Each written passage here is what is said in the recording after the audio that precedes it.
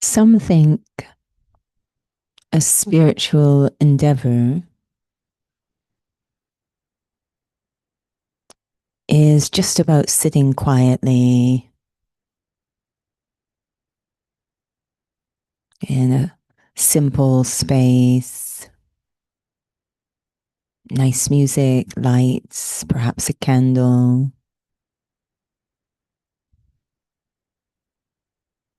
trying to empty the mind or at least slow it down.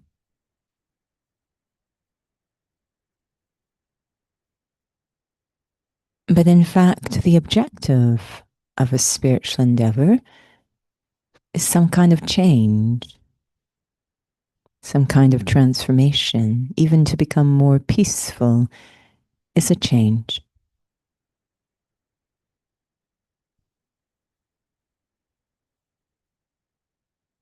It's not just sitting quietly. It's a journey of learning, a study, where my seated moments are experiments in silence.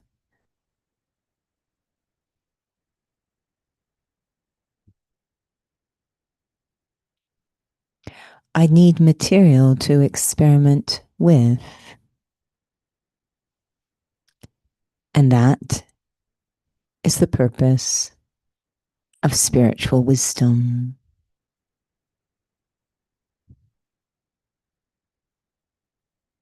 Knowledge about eternal truths. I take that spiritual wisdom inside as the material for my experiments.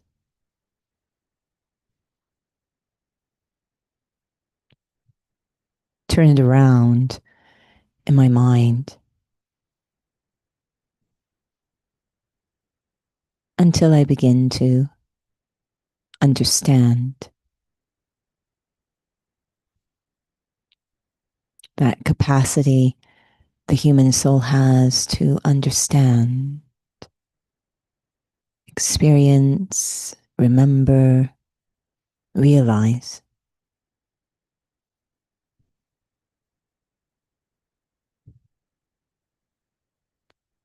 Each of us has something called an intellect. It's like the eye of me, the soul.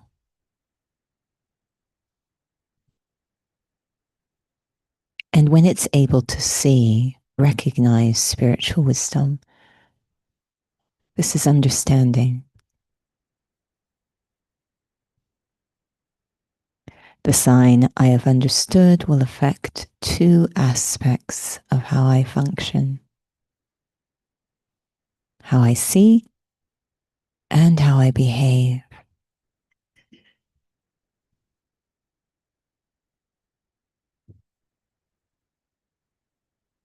To see means that my physical eyes no longer rule me,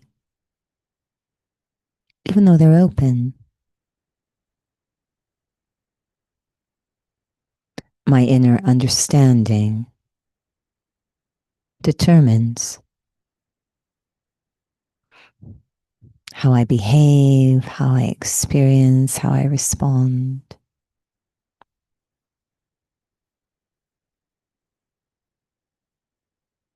It is the power of spiritual wisdom. Can override the senses and even old habits.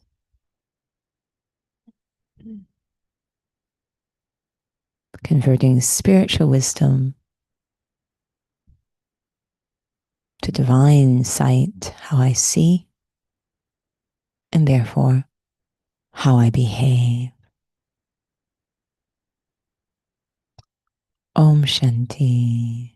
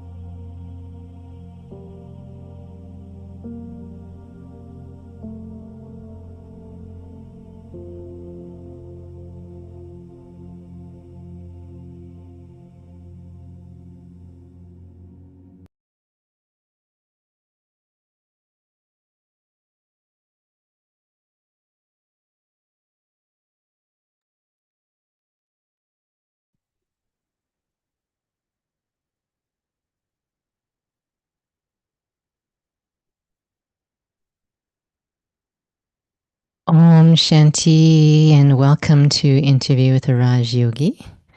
And tonight's session is How I Understand is How I See. And so in the meditation commentary, Sister Judy was mentioning about wisdom and how it can really affect how I behave.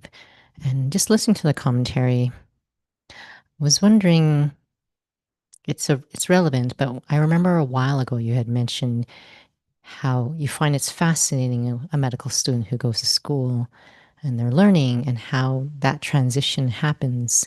And sometimes that comes to mind in this study because that's what I've noticed many students mention about is what they're learning is not translating into their behavior. So I was wondering if you can use that example or if you could share a bit about this link between spiritual wisdom and making that jump in terms of seeing a change in my life. Om Shanti. So I was reflecting the last couple of days. There's a huge element of trust, and I know that doesn't seem at all connected to our title, but I could say, yes, I've got spiritual wisdom, but it's not working in my day-to-day life. But then when asked, but have you actually used it? I know it, like I've heard it. Have I been able to unlock it? Did I understand it? And then the next would be, did I implement it? So I, I, it's like having a tool and you're told this tool is supposed to do something wonderful and you're very excited about it. And then you leave it in the cupboard and go outside for the day. Because one of the things that often would happen is, yes, no, I know I'm a soul. I know I'm a soul, but I've had this issue at work. And the question we ask is, well, did you try this? You say that you know you're a soul. Did you try being soul conscious in that situation? And it's almost as if we don't trust it. It seems too flimsy, which means in some ways, I haven't understood it.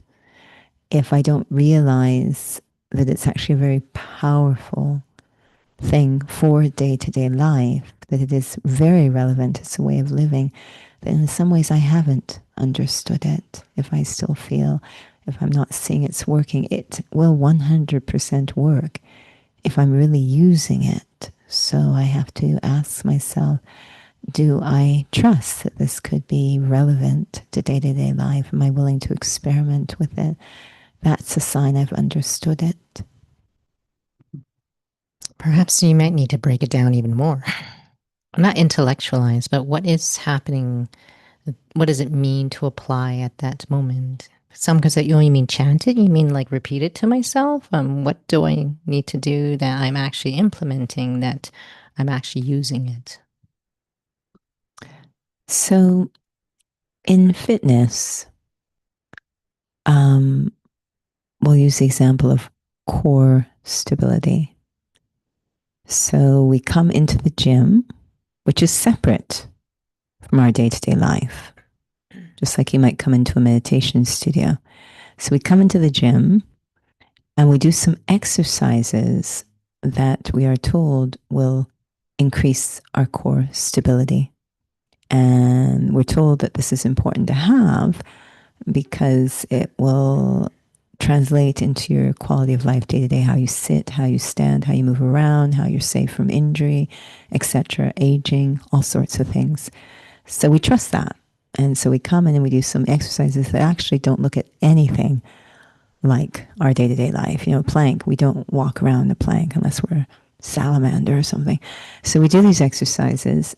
And the idea is that I'm developing core stability that I would use seated at the office, walking around. That's kind of the concept. It's very similar to spirituality. I come to a meditation studio. I sit, I hear I'm a soul, and I reflect on that. I experience, and that's where I think the gap is actually. With the idea that then I now know what that feels like. So when I'm in a situation, I go into the state I practiced in the meditation studio And I actually have the opportunity to see how it does impact my day to day, because the things that are making us stressful, which I understand is the application, are the things that are only there when I'm not soul conscious, what we call body conscious. So things like attachment, insecurity, fear, those all happen when I'm not soul conscious. And that's what's causing the distress. So if I become soul conscious and I experience in the meditation studio what happens, I understand soul consciousness, then I'll be very keen to use what I experience there in my day to day. So yes, whatever is going on, I go into the place I was in when I was at the meditation studio. And again, that's the question, is what is happening when I'm seated. But I go there and it has this magical effect of changing how I operate in those day-to-day situations, just like core stability.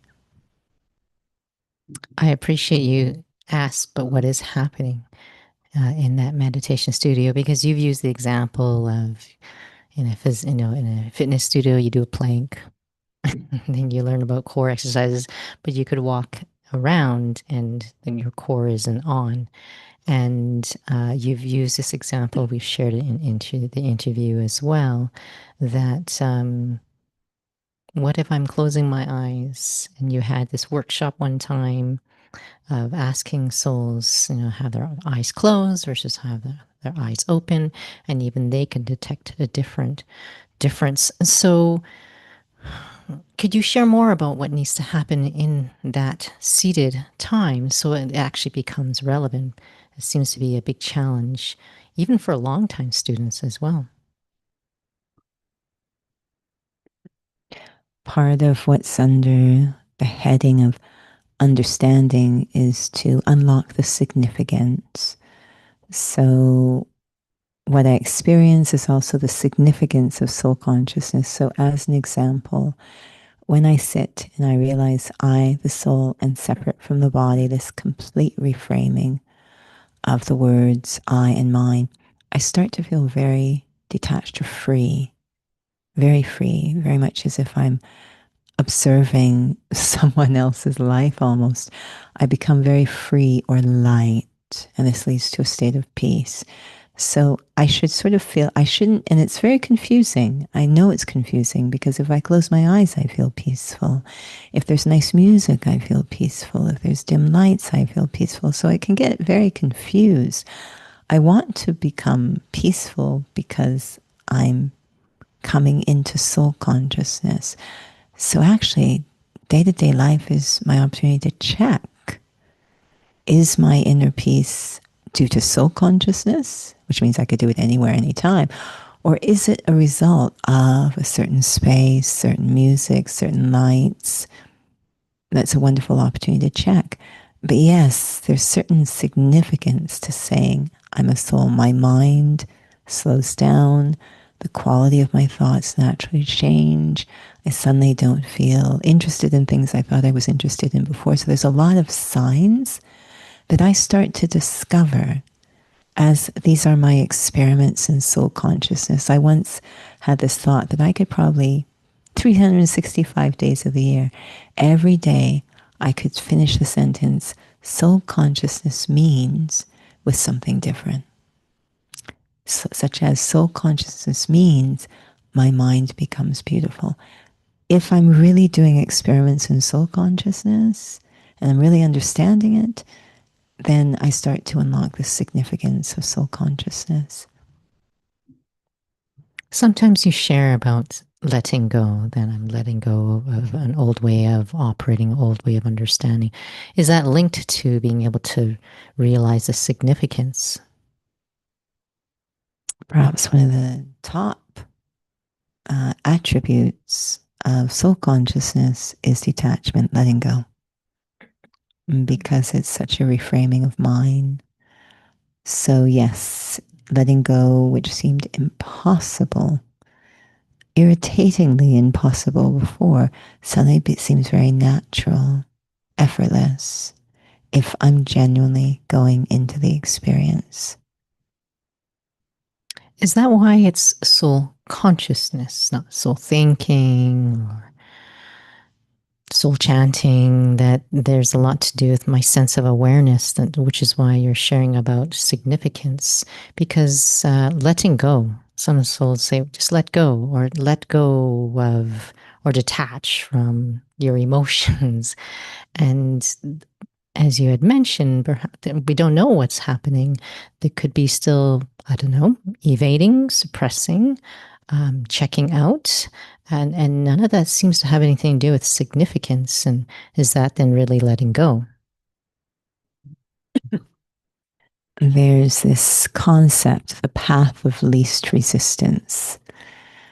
And we see it a lot in fitness. It compromises people's form, how they execute the exercise.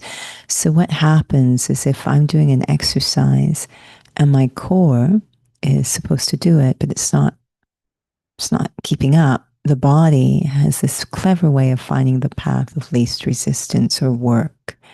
So suddenly you start to see the back curving or the body starting to become concave because I'm taking the work somewhere else. The body's trying to find, rather than actually doing the exercise, it tries to find the path of least resistance.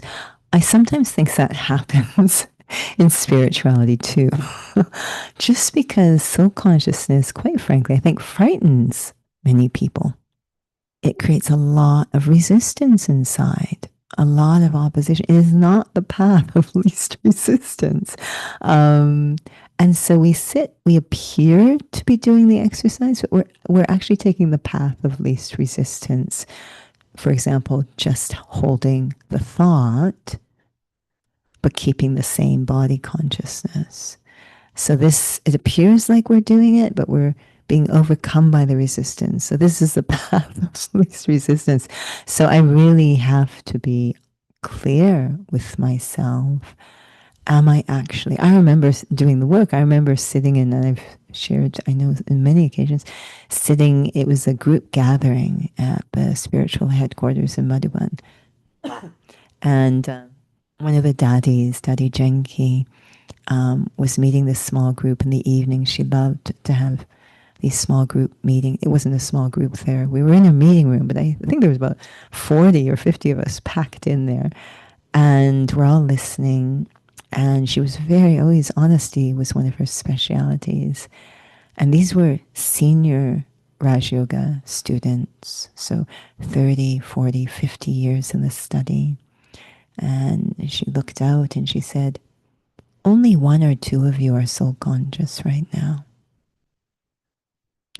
And it was such a refreshing thing to hear. We had all been taking the path of least resistance. And it's nice. It's a good friend who will tell you you're doing that. So yeah, I have to be very clear with myself. And it's not something to feel bad about. It's so helpful to call the self. Right now, you're just thinking this. You're not really feeling it. You're taking the path of least resistance. There's something that you said that I could hold a thought, but I'm still having this consciousness of being a body, meaning that it's just a thought, like I haven't engaged into it, like it doesn't mean anything to me, meaning then it doesn't really unlock any sense of shift in my sense of awareness and understanding. Yeah, it's interesting how we work. It's quite a wonder, actually. So what's happened is I'm always a soul. Always. I don't stop being a soul just because I forget I'm one. I'm always a soul. So what that means is body consciousness got into the soul. So the soul, I'm still a soul, but I think I really believe it's my reality that I'm the body. So this means that it's possible for me to hold one consciousness and have different thoughts. So the reverse is true as well, that I can sit there, I the soul am in body consciousness, and in body consciousness, I'm just having thoughts about being a soul. But this body consciousness is still in me because, again, there's certain signs that we always sort of listen for when it's become reality to me. of course, fearless is one of them, including death. I don't die. So looking for those signs that I'm not just thinking about it, but I actually, it's my reality. I'm a soul. I'm not this body. So I know we're running out of time, but of course, surprisingly, we were late. This is the first time we've actually come onto Instagram in quite some time, as we have shifted into a new location. I do have one question just regarding this, because this is actually very practically very useful for souls. When you're talking about, really engaging, am I really just thinking about something, and maybe in a way that you've answered the question, but I can just think my way in having certain feelings. But you had also said that if I unlock the significance, I could be having a completely different experience. So can you share a bit more of like, what is that? What's going on inside? Just mainly not about anything technical, but so that I can assess myself, that have I unlocked the significance? Because I can just list a bunch of things and still very be intellectual, and I'm still locked in the same illusion, which is very scary. And I'm certain that souls would rather not make that kind of effort and not be making any changes in their life. It's perhaps isn't a very hopeful thought. We can go on for a remarkably long time not really doing the thing, but thinking I'm doing the thing. That can go on for quite a while. So that, yes, eventually something just happens in life that helps me to realize I haven't been doing the thing all along. Again, we see this physically, we see this in fitness. Someone could be for a very long time be doing an exercise, not actually following the directions, not actually doing the thing, but thinking they're doing the thing until an injury, happens due to the wrong technique or alignment. So, how to cultivate clarity around myself is super important, and that's a personal choice. If I want to spend time doing that, I feel that as much as taking the spiritual wisdom in, I also need to create an ideal space inside to hold that spiritual wisdom. Honesty is one of them. Just as teachers, I remember talking to teachers, and even if the school year starts on something strange like August 30th, they're in there 2, 3, 4 weeks ahead, just preparing the classroom, creating the container. So I also need to create the container, and it's nice to reflect on what kind of inner environment do I want to experiment with spiritual wisdom in. Yes, honesty. Yes, concentration. So there's a lot of qualities that I may want to cultivate to create the best container to work with spiritual wisdom. And just being honest with yourself, it's actually incredibly refreshing. But it does require a level of, if you will, worthiness. So I don't ever feel bad about what I discover. It's just useful feedback, really useful feedback. Well, thank you, Sister Judy. At least I found that very practically useful. Certainly some things I want to pay attention to in my practice of soul consciousness. Perhaps we can have a little reflection.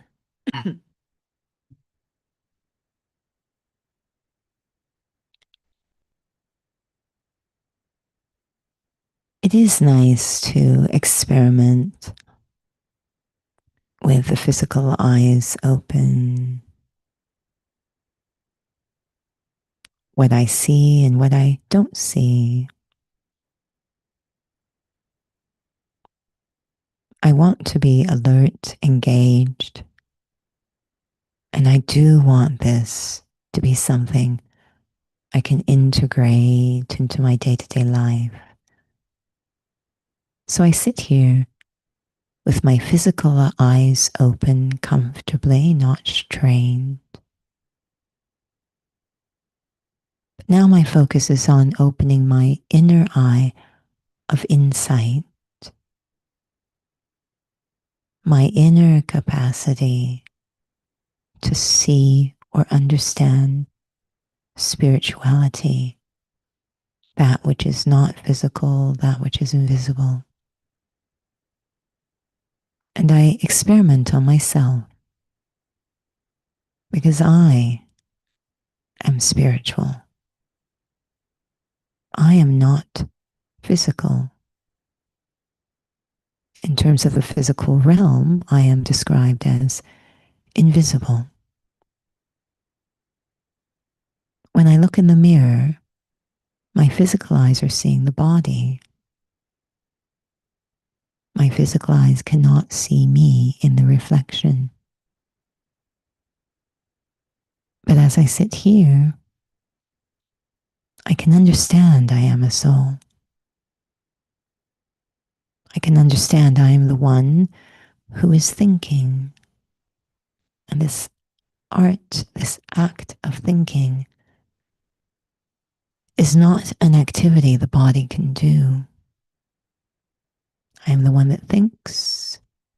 I am the one that remembers, makes decisions, experiences. I am the one who expresses qualities. The more I reflect on the attributes of me, the soul, the more I realize they have nothing to do with the body. I am beginning to understand myself as a soul, an invisible spark of living energy. Om Shanti. Om Shanti. Thank you for those who joined with us on YouTube and Instagram. So just in terms of upcoming sessions, we do have the next Learn About Meditation happening on August 30th. I believe that's the last Saturday of the month of August. And we also have our drop-in sessions at the Academy on the Thursday evenings at 6:30 to 7 o'clock. We have drop-in sessions at the Inner Peace Center in English and Hindi, and a lot of sessions offered online as well. All of that is offered on the website, calgary.brahmakumaris.ca or brahmakumaris.ca/Calgary. I think we shifted that a bit. But you can also find us on Eventbrite. And there's not a lot of tickets left for the Inner Freedom program.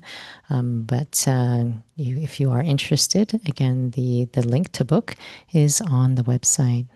So thank you for joining with us this evening. Oh, yes. And then lastly, we have this Friday, our public Raki program, 6:30 to 7 o'clock. I'm sorry, 6:30 to 8:30 at Scarborough. And again, you can find that information on Eventbrite as well as on our website if you're pulled to join. Thank you. Om Shanti.